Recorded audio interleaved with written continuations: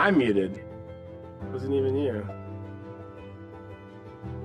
What happened? My mic's still lit? Okay, give me 1 second. Yeah, I can hear you. Give me 1 second. You're super quiet though. Yeah. I'm not sure. I'm trying to use this microphone here.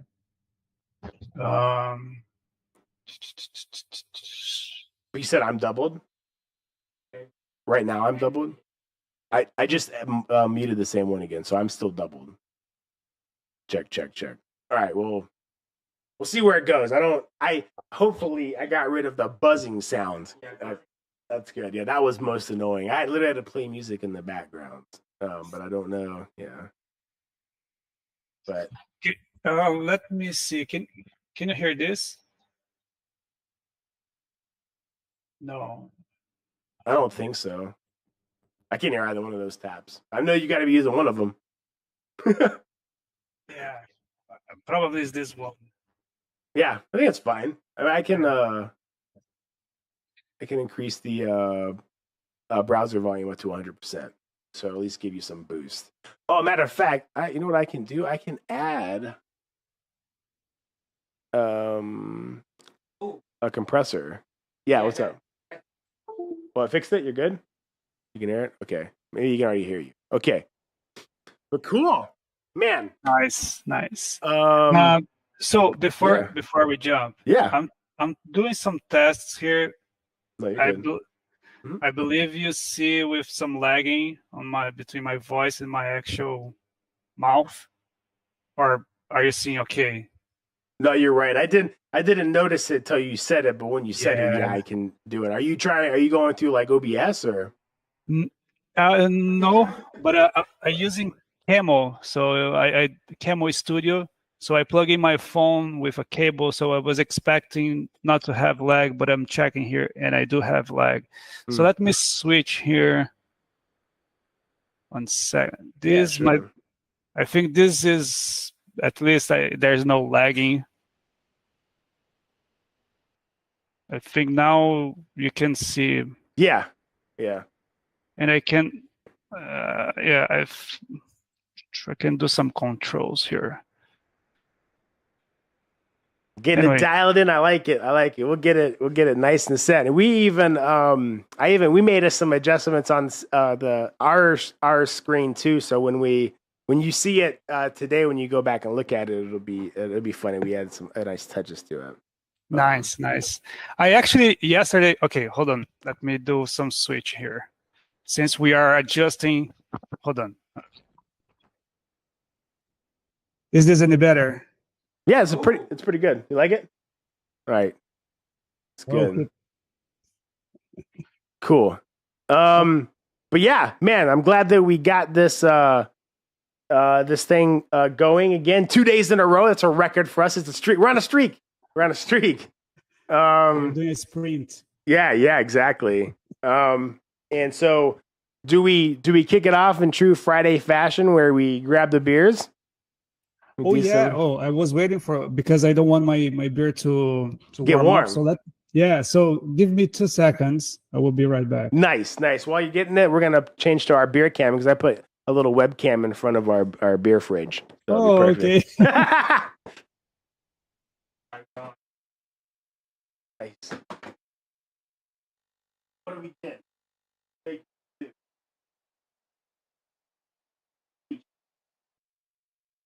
Taste.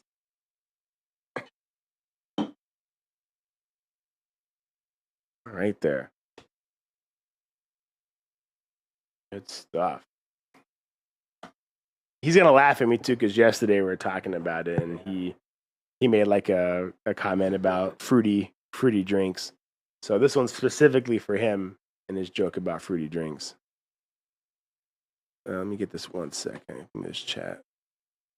There you go. Bam. All right. You're back.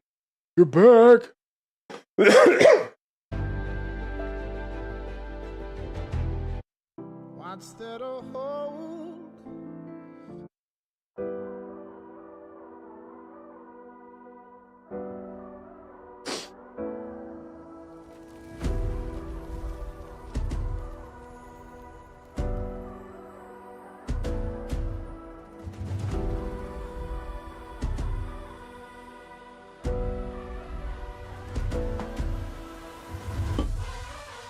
I bet he's got like a frosted mug too. I want to see what he's got in store.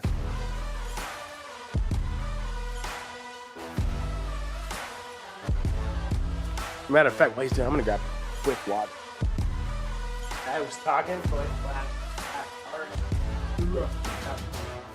Oh yeah.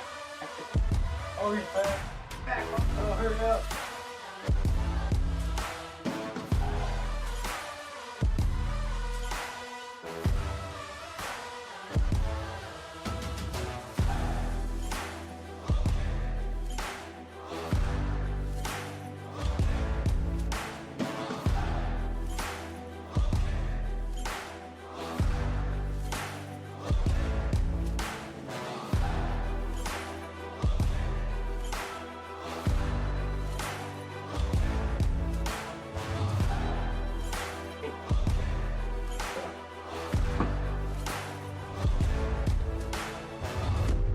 So prior to us having this conversation, I was meeting with my mentee, and we were talking. I went through a whole glass of water, and I'm like, I don't know if I'll be able to talk again without some water on top of my beer.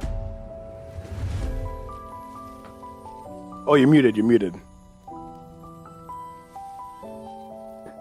Okay.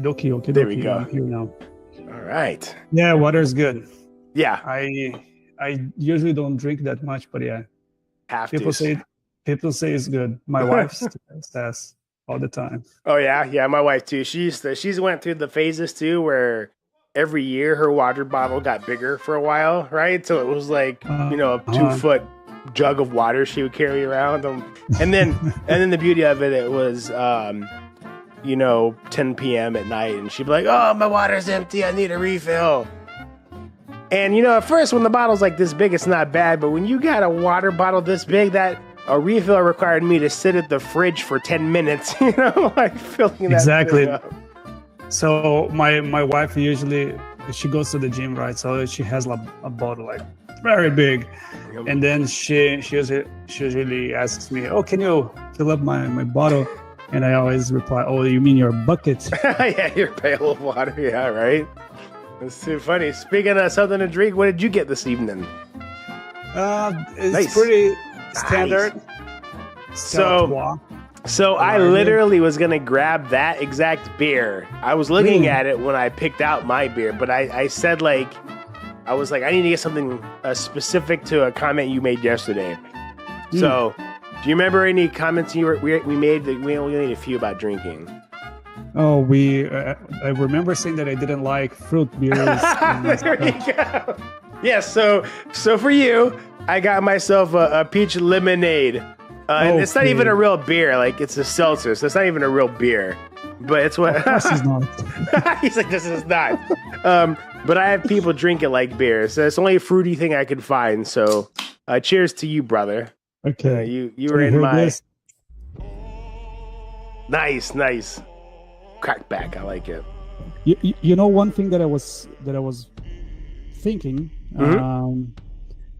we can actually do something, to make this more interesting. Yeah. So once in a while, we can actually buy a couple of beers. Like I can buy some local beers here, and ship it out to you. Nice. So then we can. Kind of a cultural thing as well. There we go. Don't tempt me with a good time, because I know I can find some good Texas-based beers too that we could definitely get. So. Oh, here we have a lot of good beers as well. Yeah. Anyway. Well, let me take a sip of this. So, part of the good thing about it, right, is we don't have to flabbergast and flop around with stuff to talk about. I have my handy dandy, newly established research analyst, aka my son, finding interesting stuff and topics for us since he's on summer vacation now. Yeah, nice. So he gets to do stuff.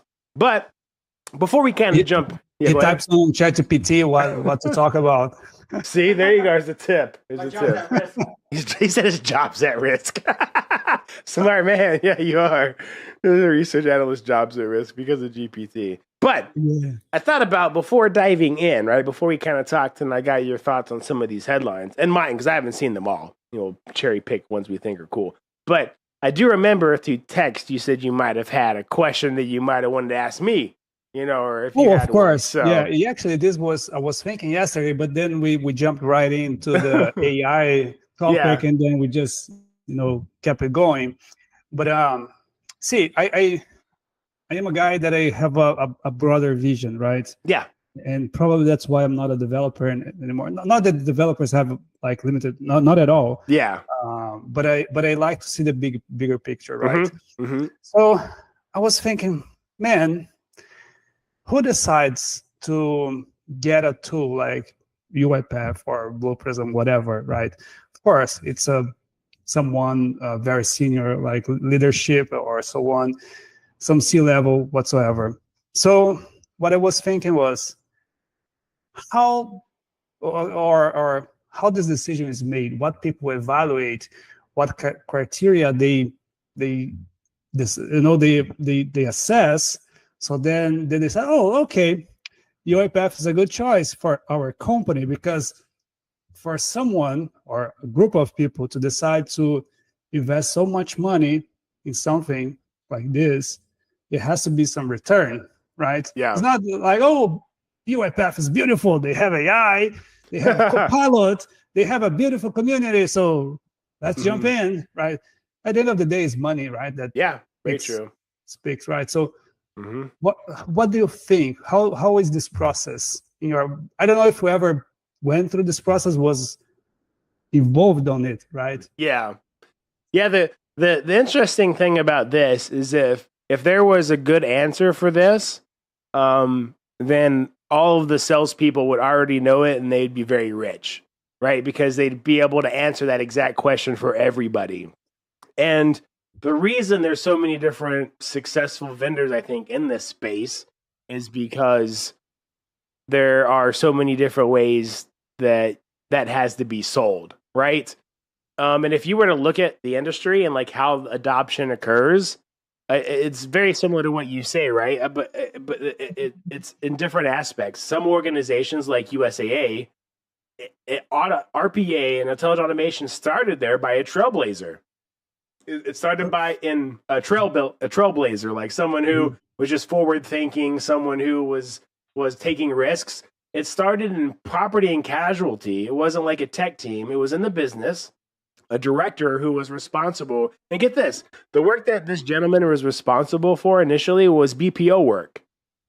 So basically, USA had a bunch of work process outsourcing. So basically, I have a bunch of work, and it's in America, and American people are doing it, but Philippines or India, some company says I can do it for pennies. And so they were outsourcing work. But what happened was as they would kind of outsource work, some of that work they realized was super simple, and they had a small dev team of like 3 people, and they said, hey, we can just automate some of this part of this. So the tactic came, instead of like lifting and shifting work, they'd lift, automate, and then shift work. And then what happened is the tools got much better. Instead of using VB macros, we were using RPA, we were using automation anywhere. Right. And there were a couple projects that didn't require us to lift and shift. We just lifted and automated, and there was nothing left. And then after you do that for a big enough project, you start thinking, you're like, wow, maybe I could do this for other stuff. And so here we go. All of a sudden, nobody even knows in USAA that this is happening. And all of a sudden, you're just building solutions. And then all of a sudden, one day you wake up and you saved, like how we got found out is the CFO came out at USAA and he said, hey, across USAA, I need us to save $30 million next year. 30 million as a company. Yeah, it needs to be a big efficiency. And so when it's a board level objective, what happens? Well, they take that 30 million and they chop it up and they say, hey, bank, you need to deliver 10 million. Hey, operations, you need to deliver 2 million or whatever. And so they made this big board plan, come down to property and casualty, a group that we just happened to fall under. And they were like, hey, you guys need to save 3 million or whatever. And by Q1, our automation program had saved over $7 million. So not only did we deliver the entire goal for the entire property and casualty division of USAA, and we delivered on other people's goals by Q1. And so obviously this gets to the eyeball of the CFO, and he's saying like, wait a minute, what's going on here? And then that's when they start pouring gas. They say, wait a minute, this is something. What are you doing? We did road shows and said, hey, look, this is what we did. And they're like, how did you save 2,000% ROI on this project here? Or blah, blah, blah, and you show them the numbers and like, wow.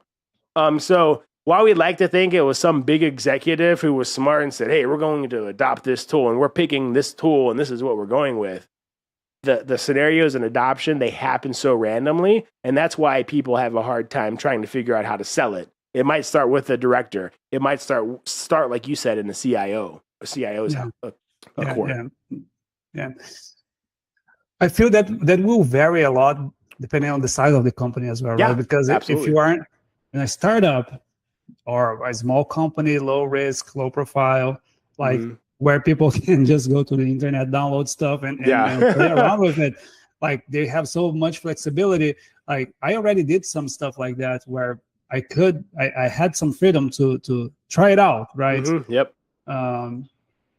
So for those companies, someone can easily just download the community version, create some automations, and then show the results. Right? I'm gonna flip the script on you. And you keep talking. Finish your thought. I'm gonna flip the script on you, though. I got a thought. Yeah, but I imagine like that's not how a bank works, or that's not how a hospital or any financial institution, right? So like there's so much scrutiny on what we do these days, like in bigger companies, and not only financial sector or health sector, any major corporation, right? Like everything is just like you are stuck. Like you can't download stuff, right? Sometimes you can, but the risk so high, and it can bring so much dangers to the company. Like you think twice before doing, right? Yeah, no, absolutely. One second. I have the big battery here too, so I'm going to go ahead and plug that bad boy in. Give me 1 second. But your point is brilliant, right? Your thought is brilliant, but I have to ask you a couple of questions. Sure. Shoot it. Right? Let me hear it.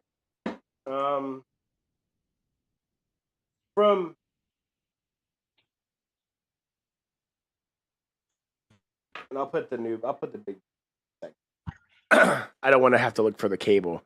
I was all excited and I have my big chunker battery, but this one will last for hours. But so my thought is what you said makes sense, right? You think that like that there's certain structures in how this stuff happens, and that definitely you can be handcuffed, right? That's what eventually happened at USAA, right?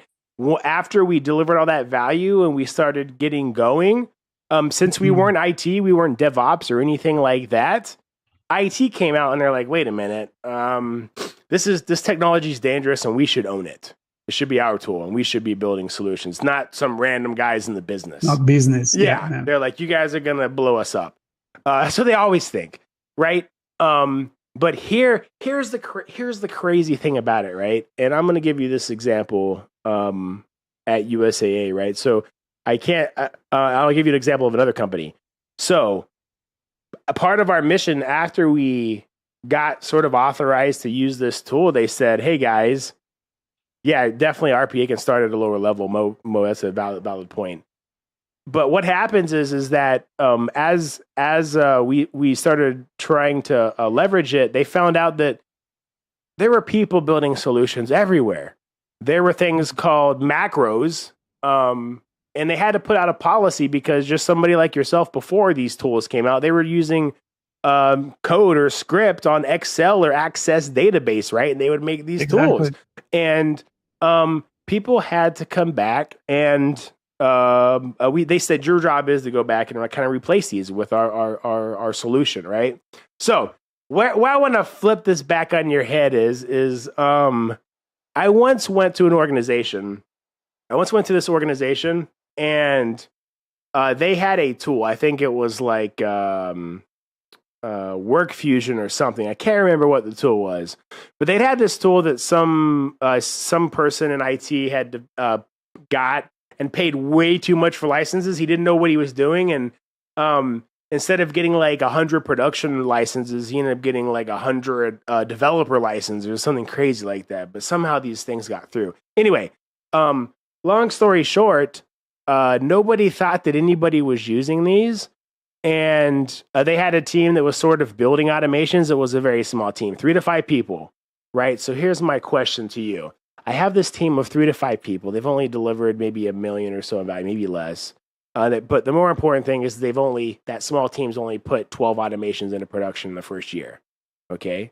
They were able to pull a list of all of the stuff that WorkFusion had been built, tools that had been built with WorkFusion, and it was over 2,000 automations that the company or citizen developers had built. So my question for you, if RPA is just a IT thing and they're only able to kind of build solutions at a certain pace, or you have the option of citizen development, where people are just there always have been building solutions. I think they always will find a way to build solutions. What's the approach? Should we just not allow citizen development and continue to try to prevent that, or do you just go all in and try to find out a way to let them build but try to manage it? Like, what do you do? Where's the value at? Well, I think we were on our first call, we were talking about this, right? The citizen development and the biggest challenge of what to do with them.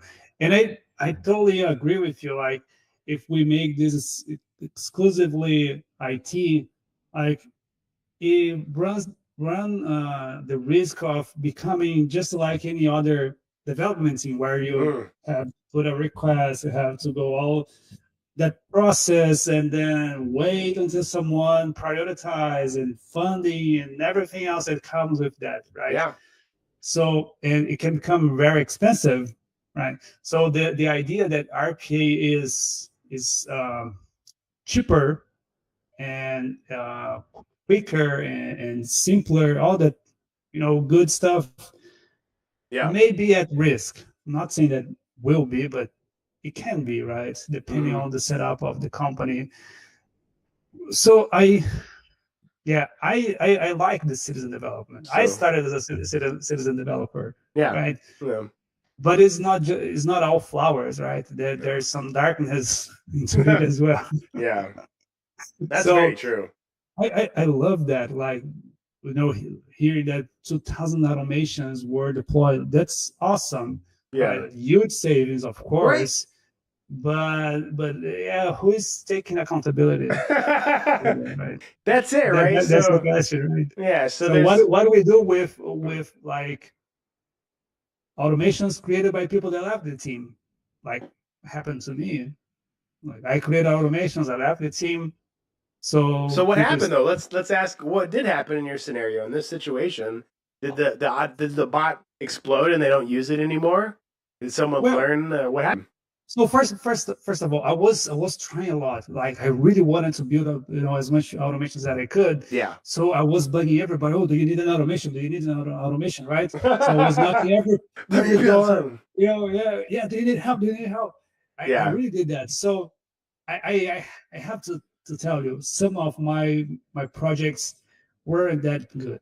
Right. So they weren't the brilliant, use case. Yeah, the use case as a whole wasn't something that useful, that beneficial. Yeah. And they didn't go through, right? It was like something that I experienced at the time was a lot of pushback, but a soft pushback. People that didn't want, but they didn't tell, oh, I don't want this, don't bug me, right? They would say, oh, let's see. I was procrastinating the decision. Yeah. And even after I deployed some automations, people didn't want to use and that kind of thing, right? But anyway, some use cases, they were good, most of them actually, and they are still there. But the problem is, I transitioned to someone, then this person left as well. Right after I transitioned, this person left. Then that person transitioned to someone else, which also changed some areas. Then That word transitioned to someone else. So it was a cascade of transitions, right? Yeah.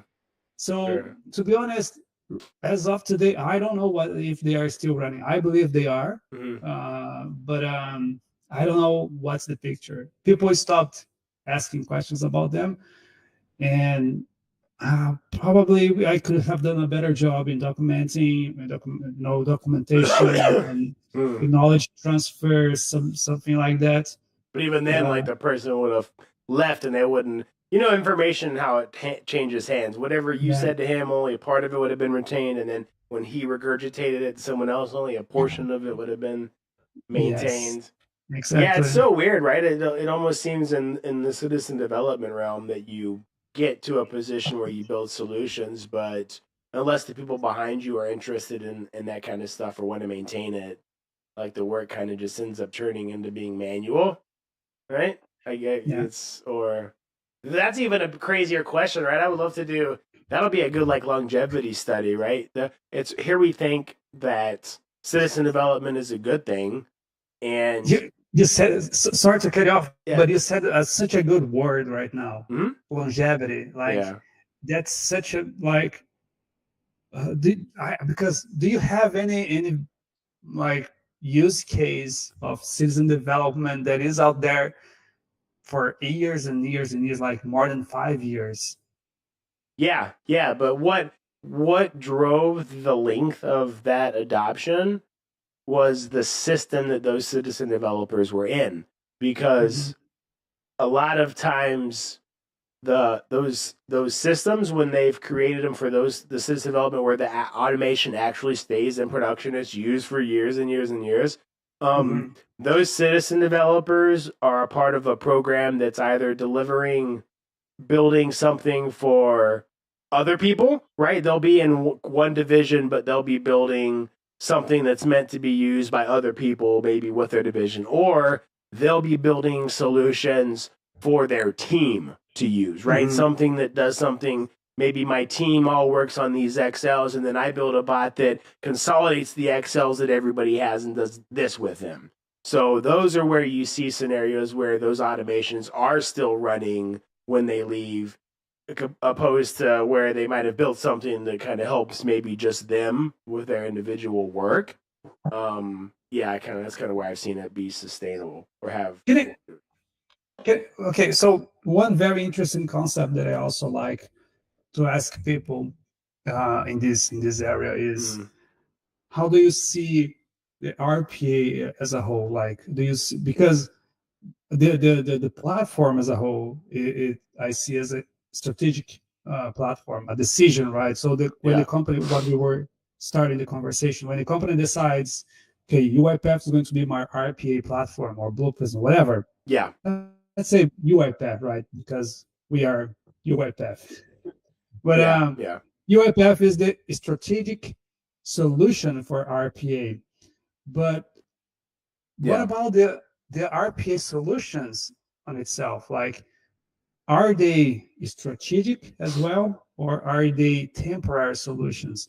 Because if you tell me that an RPA solution should be like should have a longevity as any other like application like built in Java or C++, I would maybe challenge you and ask why, right? So what do you think about that, like the decision on this spectrum? And this is very important because yesterday on our discussion, somebody asked about trying to get into the space. And this question is directly relevant to them, right? Because if I'm a back-end engineer, software engineer, and I want to know whether I can get into this niche and whether it's worth my time, right? Because it might not be something that'll be around. So, relevant question. The answer is in how you describe the question and some of the details you use in this platform, right? It's RPA. It's not going to be RPA forever. And even Phil Hurst at Horses for Sources, right? He's claimed this. a long time ago that RPA itself was dead. And he didn't say like application of RPA was dead. He's basically like the terminology. And he was like, if you're using only RPA, then more or less that art form's dead. So he said it has to be some sort of holistic approach, and there needs to, and then now UiPath and everybody says platform. So platform is the key here, and platforms evolve. Think about Microsoft. Its Office platform, everybody still uses it. Excel doesn't do, it does everything it used to do and then 10x more. PowerPoint, the same thing. So they're making that adjustment, UiPath. It's going to a platform. And as soon as they mess around and get their licenses together and in line with that concept of being a platform instead of it just being the title of what their software is called right now, that's just marketing, in my opinion, until licensing follows suit.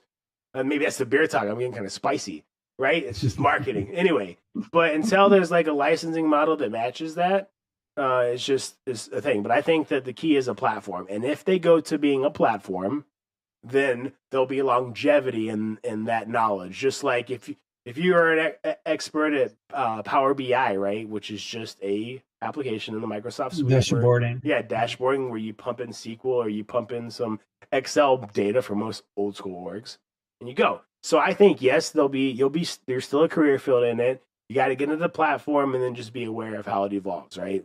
And UiPath is well positioned for this because all of their core components, document understanding, test automation, and obviously communications mining and these functionalities. I don't think communications mining, but the other two and RPA, they all lead their respective industries. If you look at the Forrester report, who's the best in DU? It's UiPath. They didn't even have a platform 5 years ago. It was Abby and the others, right? And now they lead that. So they're getting it down. They're getting their platform, their products in line. And I think that they'll be just fine. Nice. Yeah. What do you think? You think you agree with that? Does it make sense or? No, yeah, absolutely. But you didn't. Yeah. You described the platform, but what about the automation? Like, as the automation, like, should the automation be? It looks like, nothing strategic? like. Oh yeah, so that's a very good point, right? So, and this is such a evolved question because the answer to this question is different for every organization. Are you in S4 HANA in the cloud? Are you on-prem, right? What is your evolution? Because what you need to do and what your strategy should be when you're on Oracle and it's old, or versus I'm already in S4 HANA, which is on the cloud and it's optimized and, that answer is different. But the good thing is the platform covers all of those components. Automation needs to be a core part of your strategy for one reason. If it's not in corporations, it's not getting funded.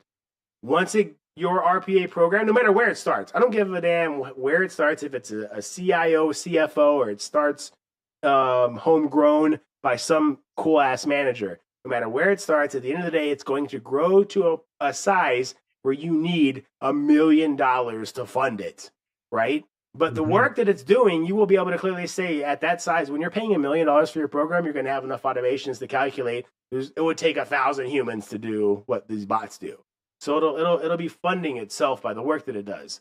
But what all of this kind of this means for people in the space, right? It has to be strategy, because if it doesn't, what the only things in corporations that get funded at that level with that kind of spend are the big strategic operations. So yes, it has to be strategic, or you're going to get to a size where it's just not important. It's not going to get funded, and the program's going to die, or it's just not going to be delivering value if it's not strategic. But like the automations and how we use the tool, it won't be RPA, and you won't be dragging and drop. I mean, you won't be using activities and stuff. It'll be a lot more. All of the GPT and all that stuff is going to destroy all of those paradigms. I don't know what it's going to look like, but do you really believe that AI is going to be able to fully and independently create automations that will resolve day-to-day problems that we have? Yeah. I think it will. I think it will because, well, first of all, I believe in this concept called I5 or Industry 5, right? which Mhm. eventually says that everything will be automated, right? We'll live in a society where all of these industries, the banking, retail, the innovations that are happening, even leveraging AI, are growing at such a rapid pace that they all start converging, right? All of the technologies kind of converge and they're interchangeable. So I think that um, AI I think it's just as crazy as it says it's going to be. I think it's going to be just as disruptive as the cell phone, right? If you think about looking back at how society and everything changed because of the cell phone, I do believe that generative AI and where it's going to go will have that kind of impact on society as a whole. I do think that it'll be able to build and the good thing is I can answer yes to your question. If your question was, will AI and GPT get to the point where I can just type in and it'll do an ERP migration and all of my data will be safe and I don't no. Mhm. Like it'll never be able to do complex automations or that, but you're going to get pretty close to where you can have it build agents or chunks. And But then, help me to understand here, like yeah, because I I truly see the power of AI, right? And yeah, yesterday we were talking about this, but at the same time, like an RPA or an automation, like there's many different ways in approaches, right? yeah, But the core concept of RPA, which is automating target applications, is especially legacy applications that mm-hmm. people don't want to touch that application anymore. Like sometimes they even don't have the code. Like I already, support applications that didn't have the source code. Mm-hmm. So if it fails, it fails, right? Screw you, Yeah. right? I don't support So it. for those kind of applications, like there's no way people want to update or to upgrade or to enhance. They just want to get rid of. So while they Yeah. still have it, okay, let's create an automation that's going to make my life easier. Fine. So how I don't see how ChatGPT or any AI. Maybe I am very short. I have a short vision here, but Yeah. I don't see that happening, right? Mm-hmm. And when you say like you think AI being able to touch the legacy systems and stuff like that, and kind of get Yep. integrate, yeah, I mean Yeah. that stuff is. Here's the thing though, I don't know if integration or ability to access is the hurdle, right? I think that I would have thought that kind of stuff till I saw computer vision and what we could do through that, right? That, AS400 or interacting with any of this stuff is the barrier, right, to us being able to do it. But what I think about in this scenario, to answer your question too, and why I think that AI will eventually be able to reach that is because when it comes to what we're even doing with RPA, they've already condensed it down to a science, right?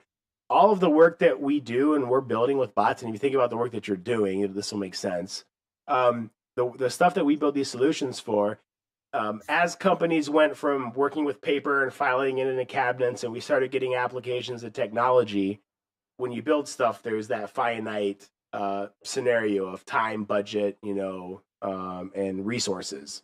Yes. And so this ends up being to where finite, so you can't build all the features and functionality that you want for every single application. So there's going to be some steps that can't be done by automation, and that there's not budget for me to build, which ends up being kicked out to something manual. And then as your business scales, that kind of grows, and all of a sudden I got something to automate. So it's called the long tail of automation, and that's what RPA is came and kind of chomped on. We found bigger ways to use it. What happens is an organization starts to evolve their use of this technology. They start by doing that long tail of automation. And as long as we're building applications, that work's always going to be there, right? I'm rolling over to this new thing. Well, it's got a long tail. Some features or functionality isn't there. Eventually, it'll be something we can automate. So you can kind of get ahead of it. But what good organizations do is once they automate all that kind of the work that is RPA, then what they do is they come back and they start thinking about automating work as these solutions get rolled out, right? So it's never manual work in the first place.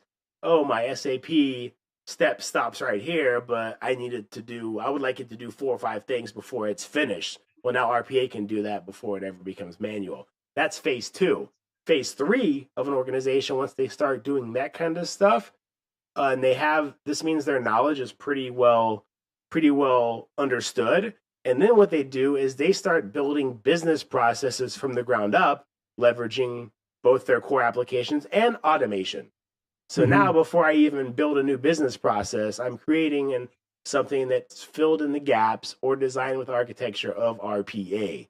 And so the reason I think all of that stuff will be the case if this is the normal evolution of it, then organizations will be using AI both as co-pilot as they build these solutions, so they'll have less and less gaps. Then they'll be using AI and robotics to chomp up every little piece that doesn't exist, that falls off of what's being built. So I think that's how it gets integrated more than is it going to be used to build RPA in the way that we see it today. Interesting. It's an interesting concept when you think about it on a life cycle perspective, I think. Exactly. So give us one of your crazy questions, since I've stumped Joel with a good one. He's going to have to think about this over another beer later, or after he's drank that one, or whenever he has one, he's going to think about it. Promise. He's going to say, hey. This is the only one that I'm going to drink today. Nice. Me too. I only have this one. I'm limiting my intake. I love it. I think that's the new vibe, right? I think that the younger whippersnappers, some are canceling drinking altogether, which I don't recommend. You probably be quite stressed in life if you don't have a drink occasionally. That's me. But personally, I wouldn't. I don't know. I like to have a beer. Not every day, of course. Quite often, not every week. But I like that. I would say that I could survive without it. I think that's an excellent approach. I would recommend, due to the science that I've seen, not to partake. I don't think that the data is looking good. Quit drinking 7 years ago. That's a lie. No, it's probably good. I know a guy in the chat said he quit drinking quite a few years ago, and it's probably for the best. Tends to break his hands when he's drinking. Give us one of your questions. What do you got? What do we pull something over my screen? What do we got? It's going to be, pop it up in the background. He's going to change the scene on us, and we're going to see it real time what his stuff is. Or maybe I'll pull up. While you pull something up, let me look at this notepad. Cool. Intel confirms Microsoft's Copilot AI will soon run locally on PCs. Next-gen AI PCs require 40 TOPS of NPU performance. I don't even know what NPUs are. Do you know what an NPU is? Don't tell Joel. Did you hear that? Do you know what it is, Joel? Did you hear that, Joel? No process unit. I have no idea. So here we are going just to scramble, and I can ask ChatGPT to bring me some answers for that. There you go. Ask Chat while I'm looking up another note for us. Ask GPT what an NPU is. Let me see. AI in the future has potential to not use the GPU or CPU. I don't know. For me personally, when I even hear stuff like this and the NPUs, when we find out what those are, I'm assuming it's some type of chip that goes in like a PC. But I can't imagine like a chip would be able to outperform GPUs that are coming out now that are the size of PlayStations, right? Like if the entire I don't see how it could. What do you got? What is GPT telling you, Joe? What is it saying? It's coming up. So in the context of artificial intelligence, an NPU refers to neural processing unit. An NPU is a type of specialized hardware designed specifically to accelerate neural networking computations. By the way, I was do you like Joe Rogan? I love that show. So there was a guy couple of months ago, like a scientist. I don't remember. It was Nice. he's American, but has some Asian heritage. I don't remember his name. And he was talking about the quantum computing. Quantum computing? Oh, Have man. you heard about that? Oh, yeah, absolutely. It's hard to believe that it is possible to have something like that, but it's so mind blowing. Like, man, I can't even imagine like how that is possible.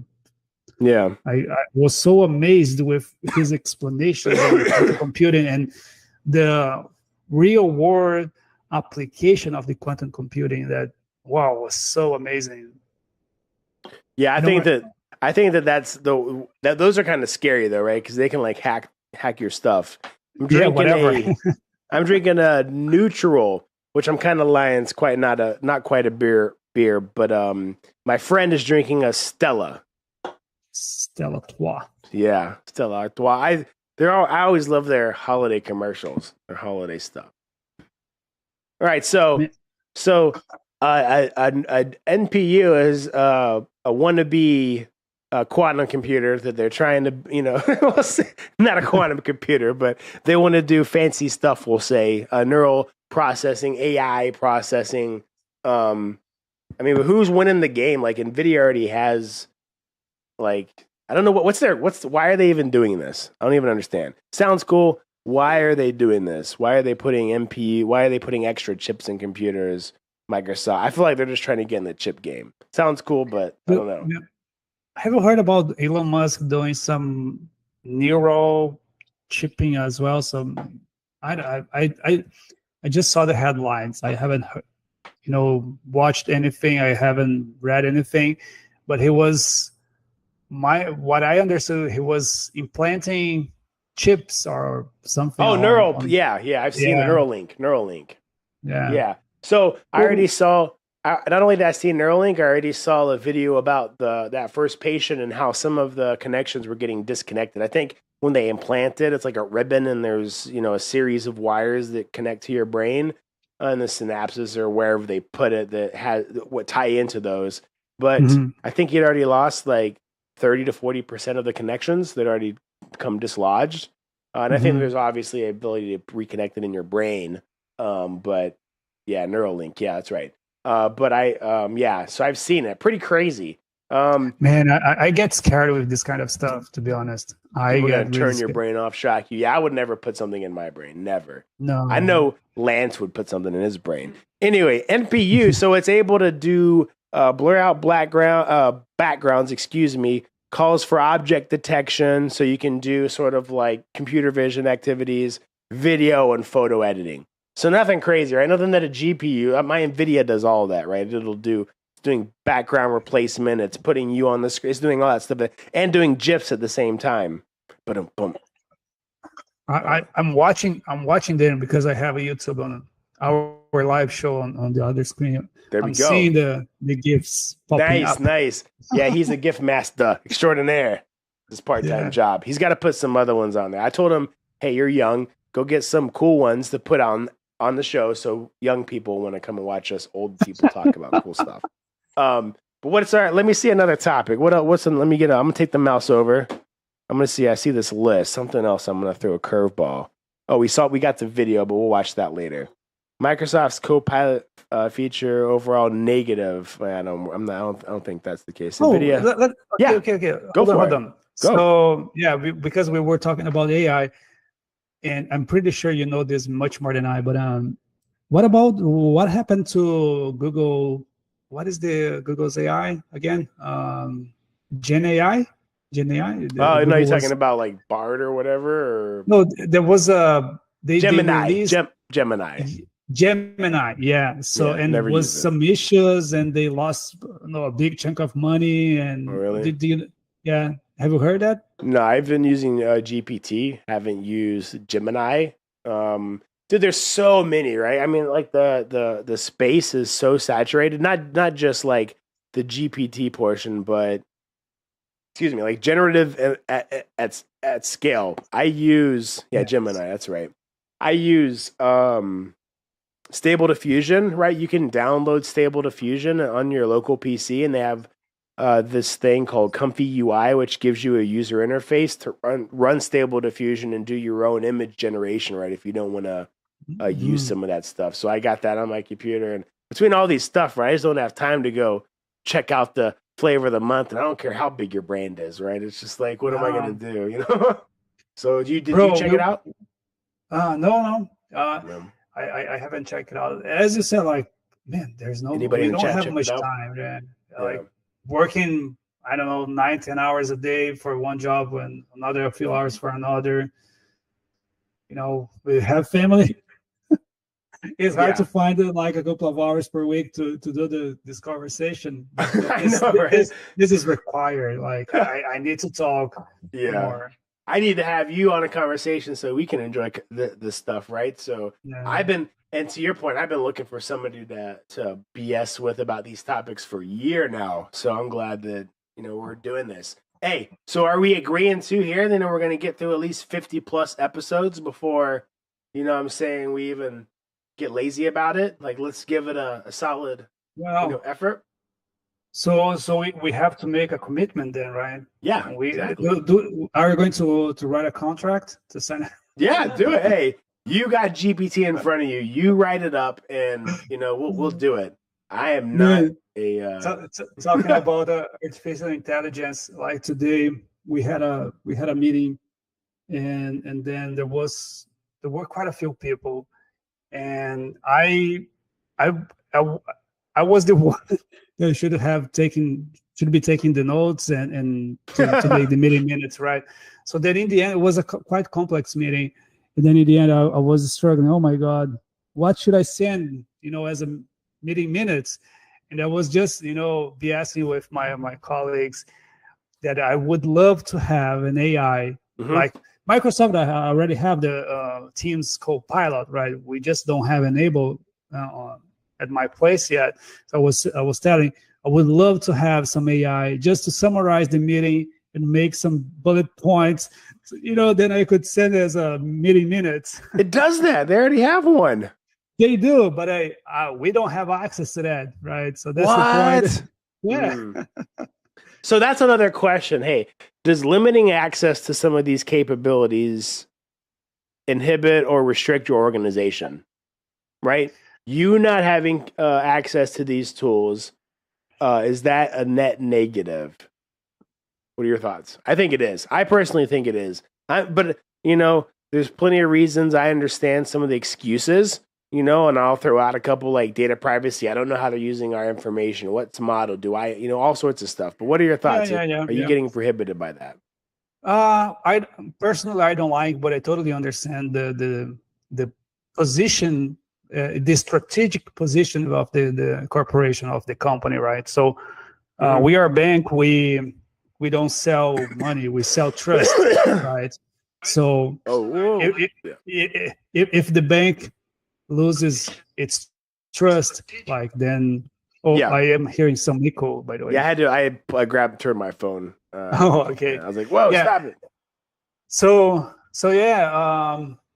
it's a low risk. It's a low risk profile. So this kind of tool is amazing, of course. Yeah. But we can't just, it's amazing, let's grab it and use everybody use it. Yeah. So everybody else we don't fall for that. There has to be some proper risk assessments, and but again, it goes back to the statement, right? What is the risk appetite of your company? Like, are you a small company open to new things, and you are not processing credit cards? You don't have see all this kind of stuff. You don't have PCI or PII. You don't have many. I don't know. There's so many things, right? So, that's so true, right? And it's crazy. Out of all of the places I've been, I haven't really seen anything nuts happen, right? But you're right. I don't. I don't know whether the risk. The weird part is I understand exactly what you're saying, but I don't ever think that the risk is ever the technology coming in. It's always the people. If I'm being honest, right? It's always the organization. It's a combination. It's I a mean, combination, right? yeah. Because see, the technology might not be totally, but Excuse me. for example, AI, like there's models behind, right? How these models are being trained. Yeah. First of all, right? Yeah. Which data are being leveraged to train the model? Yeah. Is this public? Is this on the Completely internet? valid. Right. So, like we're a bank, and we cannot have any data going outside of our network. Yeah. So that's extremely important. That's the core, right? Yep. So it's tough, right? You have to do the proper assessment. But I get it. Like now that I am getting used with ChatGPT and I am using quite often, right? And it's so amazing. It helps me so much because I was a terrible writer, terrible, and I couldn't write. Like I would write pretty good texts, but in a developer way. Right? Yeah. So people like me would understand, but like my daughter wouldn't. Yeah. You know? So I can relate to that. yeah. It's very interesting. I think that there's this concept about human nature, right? And I think that the guy that found Bernie Madoff, the guy that was able to identify Bernie Madoff for the fraud that he was, he has this condition. I don't even call it a condition, but it's sort of like the way that he views society, right? And he was a pretty smart guy. Yeah, very smart guy. He was mathematician, right? Yes, yeah. But the thing is like these people like him, they're programmed to see the world as a default is no. Their always default is no or bad, right? So when they see something, the first thing they always assume is that it's incorrect. Where naturally, the normal person, the biggest chunk of the population, like when we hear somebody tell us something, we default to yes. We always assume that if you tell me something today, I'm going to instantly assume that what you're telling me is factual and that's the truth, right? We're hardwired to be like this because in order for our species to live and effectively work together, like we have to be able to, even if I don't know you at some point, like if I trust you, I got to default to yes. But I feel like in the corporations, it's the exact opposite, right? Everybody defaults to no. Everything's like bad. It's like default to no, even though it's not what we're naturally like. And then slowly, yes. I agree to some extent. Yeah, we in corporations. Beer cam. Yeah. Where's the beer can? No, I said beer cam. I had to switch. Oh, okay. Yeah, Rick. Yeah, but man, it. Sorry, I'm gonna continue. I'm listening. I have headset on. I was grabbing another beer. No, it's okay. Yeah. So, cheers. Cheers. It's such a hard question because there's no right or wrong. There's no. Oh, now I see the beer can. There you go. That's awesome. Sorry, I distracted you, right? We'll get the rhythm down, and then next time you'll laugh at.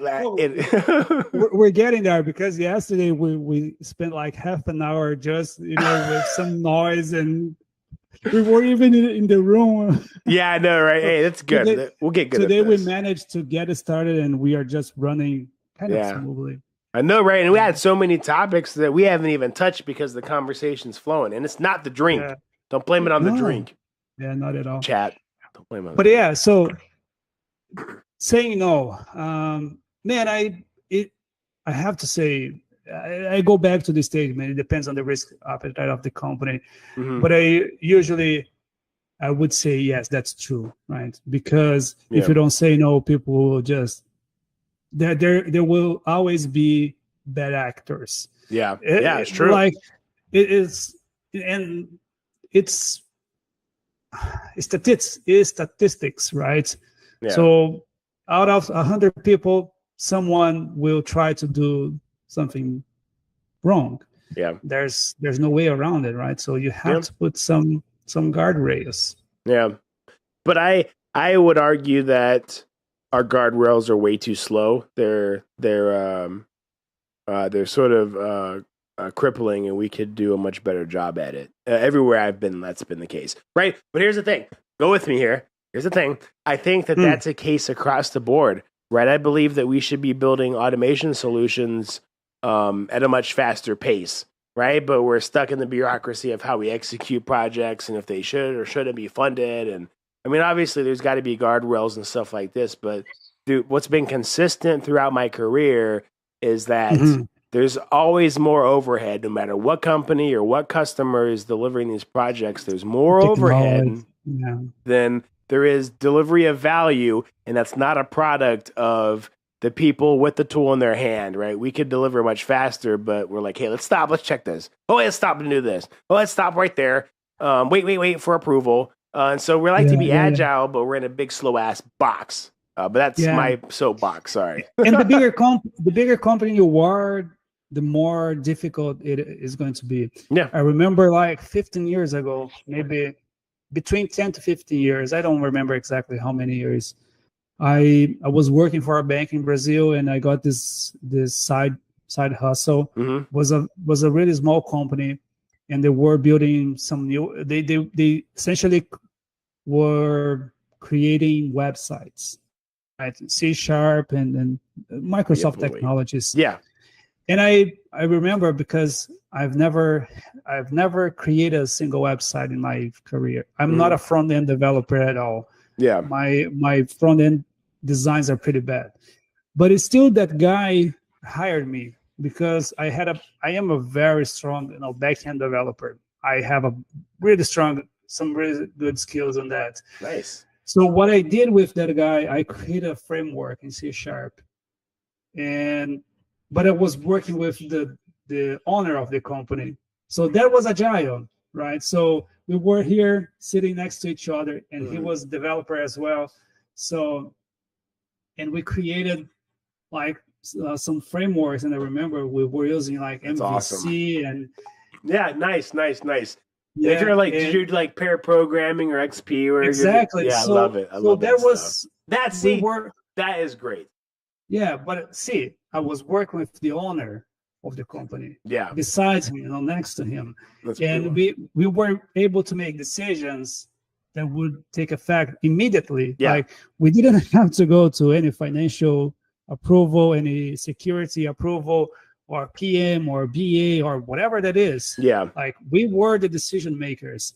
And it turns out like this guy I left, right? It was just a side gig.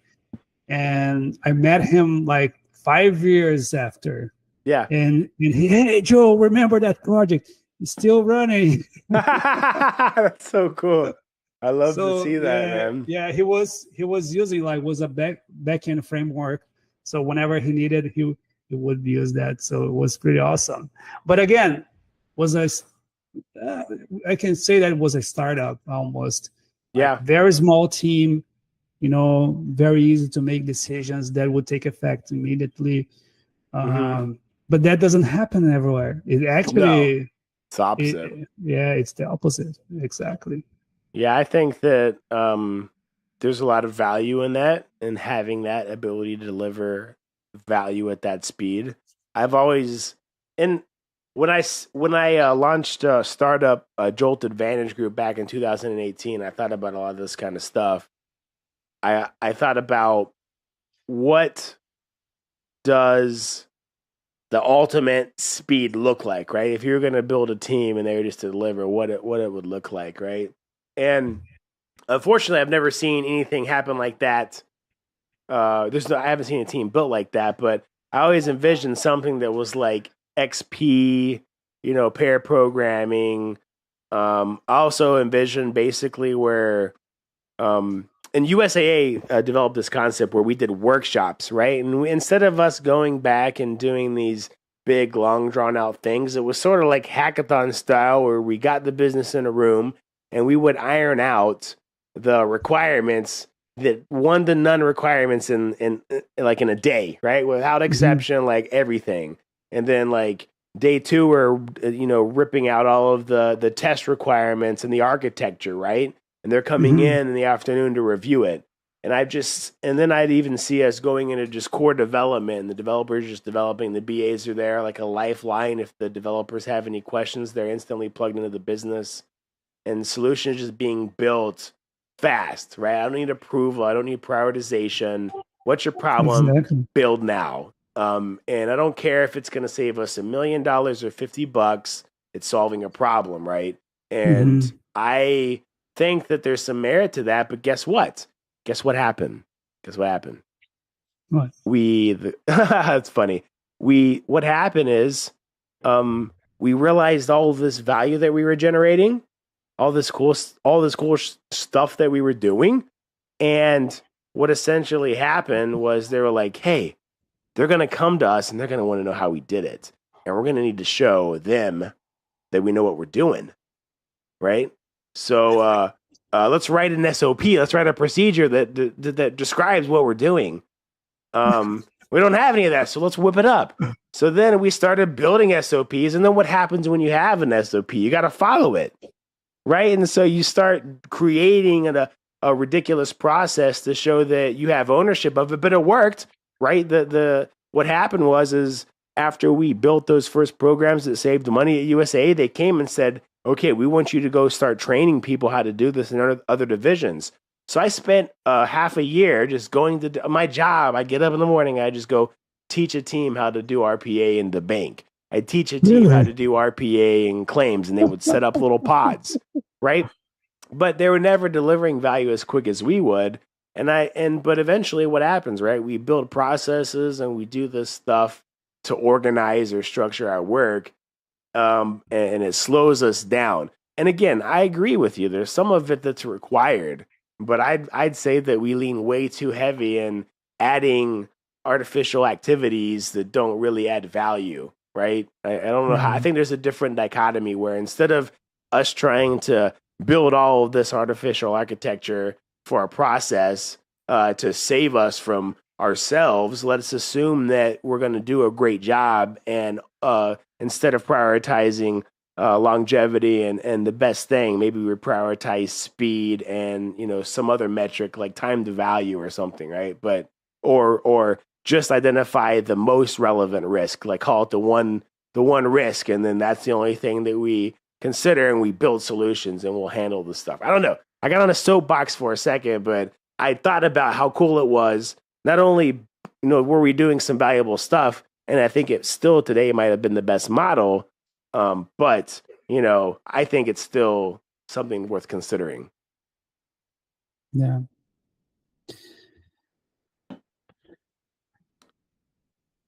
I got you in a deep thought right there. I think there's value to that. Yeah, exactly. Yeah. I'm kind of trying to wrap my mind around now.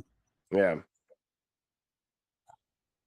It's great. Yeah, but I would ask how to measure the value, right? So you were saying, different metrics, right? So because one way of measuring value is hours, like in the RPA world, like how many hours are you saving, right? So that is one of the big factors. Yeah. But is that the most important, right? Yeah. No, and that's the crazy thing, right? Because what's important always kind of gets back. If you know what's good for you, and you know about scale, then you're going to say what should matter. What should matter is the board objectives, right? What am I doing for the company? What's going to deliver the most value from that perspective? Because that's what actually matters. But to answer your question, right? I think that the most important part is that we know we need to capture value in metrics of some form. But all of that, how easy is it to track every single step and have visibility of what a bot's doing? Isn't that easy? Not easy for logs? Like now, here's the thing. You know the logs, of course, but who is reading the logs? Oh, that makes sense. I'm not worried about ingestion of the logs, just creation. because as long as the logs are created, I have a map, right? I have a data points. Yeah. I have a trail if I you have need it. someone. You need someone with skills to read that log. But No, you sorry, need. sorry. Well, Maybe I lost you. So yeah. what's the point of the log? Go back a little bit. Yeah, no. So how we got here is that what We're we talking about value. yeah, what we know is value. We have to prove value, right? That proof of Yes. value is the most important metric, no matter what we're measuring. And I'll Yes. argue about you don't want to worry about what you're measuring because that dictates what you're going to do. That dictates your action. That's why measures are important. What's up, Bubba? That's you. Yeah, you just woke up from your nap. Yes, Get some visitor. Yeah.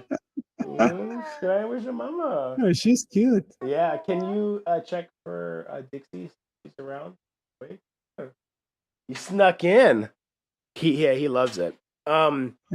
But so we were talking. You got to be able to measure value, and I was thinking, how do you measure value? Right? It's measurements of value are very easy from my personal experience because it's all going to be a form or method of what the bot's doing, right? How fast it's doing, what it's doing, for who it's doing, how accurate is it doing what it's doing. Sometimes that's a measure, whatever it is.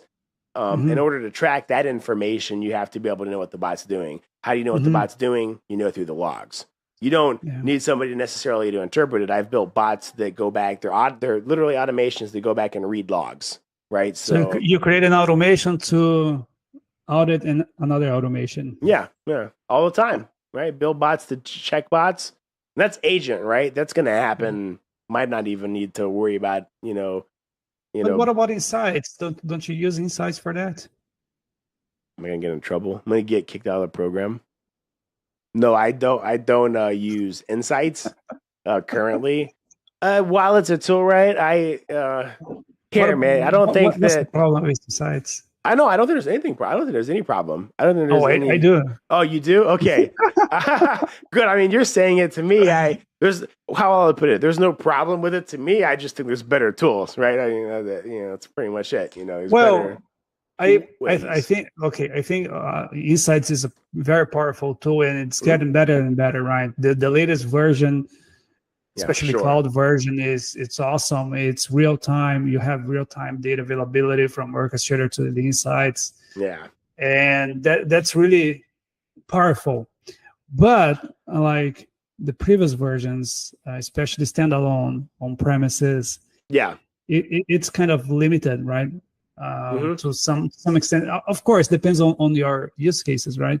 Yeah. But one thing that I found annoying was like not every data goes to the insights, right? Yeah. So the pending items is probably the biggest one, and that's troublesome depending on how you want to measure.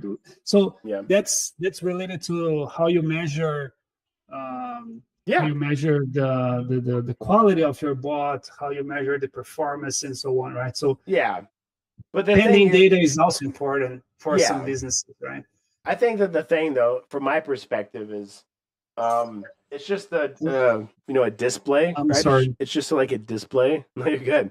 It's just sort of like a display, right? And there's better technologies to do dashboarding with, and I can create much more robust systems if I disregard the lack of features and functionality from Insights and use a different tool, right? Like if I want to build something real time, I can do it with SQL database, and I can build an HTML front end, and I can pump certain data to some back end and create a view, right? But then you are assuming your development team has full access to the database, right?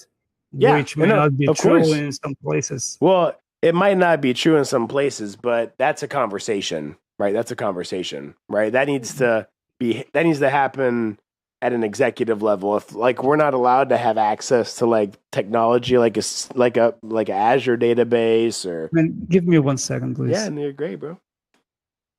Yeah. Yeah, I can give you my mom. Where's mom at? Oh. Yeah. Please. 1 second, I'll be right. Give me 1 second.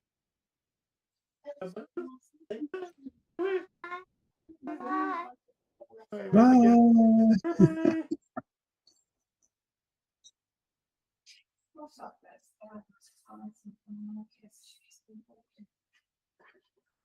Filha,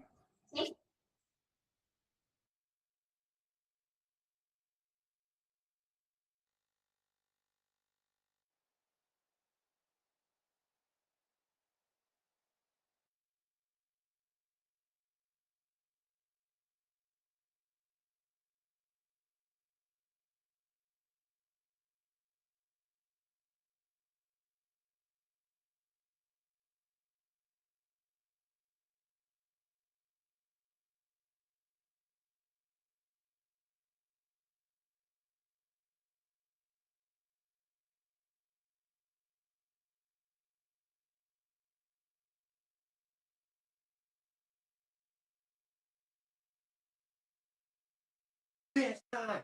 Dance,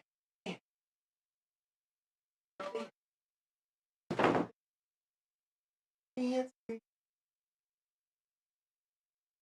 dance, dance moves, dance moves. We're doing dance moves. Whew, man.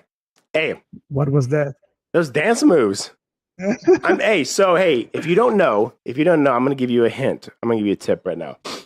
Every year, I hope this doesn't get out in public. Every year, UiPath at the MVP Summit, they have a dance competition. It's not something that's like in there, but if you want a chance to be MVP for 2 years in a row, the only thing you have to do is dance. Right? Really? So it don't have to be a crazy dance. You'll see when the moment comes up because it's gonna happen. As long as you get in there, do some dances. Doesn't have to be good. What do I win? What can I win with the dance? Oh, there we go. So whoever dances the best will get a trophy. You never know what it is. It could be a t-shirt, it could be like another trophy. You won't know, right? It's a hidden thing, right? So what are the terms? What are the criteria? What is the criteria? Like who is deciding and how do they decide which one is bad? He said he told me that I'm not gonna win. He said I've seen you dance, bro. You're screwed. Oh, it doesn't matter, right? Like it's sort of spur of the moment, right? You got to kind of do a little dance, but feel the crowd. You know, I think it's sort of only the community managers know how they pick the winner. I don't know how they do it. So, but now you know it's gonna happen. So I gave you a heads up. You would have had no idea as a rookie. You would have shown up and you would have been like, oh, I don't know if you can dance. Maybe you can. Maybe I'm being a little judgy here. I am so like rusty to like I would dance like our 2D2. Probably our 2D2 would dance better than I. Oh, beautiful. I love to hear that. So at least you're just aware. So now you just get one little 2-step down. You'll be good. Yeah. Let's see. Anyway, so that's what that was. That was a quick me loosening up. I don't want to show you what my dance move is because I don't want you to steal it before we go to the MVP Summit. But and by the way, the summit's right here, right? In 1, 2, 3 weeks. Yeah. I gotta buy my 2 weeks. 2 weeks and something. So we're gonna do a live session there, right? We're gonna do one. Yeah, of course. Yeah, but we have to fine tune our skills. Yes, we'll have plenty of reps. All we got to do is I'm gonna have my research analyst, and I'll watch this back, and I'm gonna make a couple of improvements that we can do to make it better each time. And I see what they're typing in chat about inflatable arm flailings. So the ones you see like at the car wash or like the little animal. Right. He said I dance like that. So, and I was thinking about putting it where we have chat, about in our talk. But if they're gonna talk about I look like one of those, I'm not gonna put the chat in there. We'll find other cool ways to improve though. By the summit, we'll be rocking, and maybe it'll be a different day because I think that they have something planned for us on Friday. I think they said that. I don't know when we are going to do it. Let's see. Because Friday is the last day. They haven't released the calendar schedule, yeah. So and they'll do something. We did something let's Friday. Get there and probably another night. I'm sure people will understand the many people are watching us. Yeah, so it'll be fun. But I'm excited, right? I think we got to do it from the headquarters building. It's really cool there. probably get some. I get some. I have like Right. I have like a polarizer, so it'll kill any reflection on the wall, so we can get some good city. Let's in the get background. Vibor on the show. Yeah, be our special guest. We'll get him on the show. Yeah, we'll have him talk. Yeah. And then we'll have the same camera, so it'll be the same quality. It'll be perfect. Everything. It'll get 10 billion views. I already know it. So. Oh, of course. If we just share with Vibor's connections, that gets that's true. Yeah, he's 500,000. He's very popular. It's very true. It's very true. So what do you, any closing thoughts or questions? We've hit our 90-minute mark. We don't have to get out of here, but I know we should be considerate of everybody. So what are your man, it's been a blast as usual. Like spending this time just talking, nonsense things to people, I don't really care. Not that I don't care. Of course I care, right? Yeah. But I don't do this because we have to do this. Mm-hmm. No, I do this because I really enjoy talking with folks. Lately, I haven't found myself enclosed a little bit, just not wanting to talk that much. Yeah. Especially with folks that I don't know. Mm-hmm. So putting myself out here, talking to you, but knowing that this is being broadcasted. Yeah. It's a breakthrough. I love it. That's awesome. But it's a good topic. Not that it is a good topic. We bring good topics for both of us, right? So we talk about stuff that we like, and if people out there like, so that's awesome. If people out there don't find that much interesting, I don't know. At least we are enjoying. Yeah, no, I think it's interesting too, and I think that's why we balance each other out, right? Because you have this nice, wholesome, appreciation for being here and growing. And I am incredibly naive, and I need the affirmation of others. So when I see at least one person in the chat, I just think I'm cool. So I'm not as. I am looking at this chat here, and so wow, you are awesome. See, so I feel messages. I like at least some engagement. It makes me feel important. So, and the fact that I get to hang out with someone cool like you, it's just a super duper bonus. So I think I'll enjoy. This, I definitely enjoy the topics that we talk about.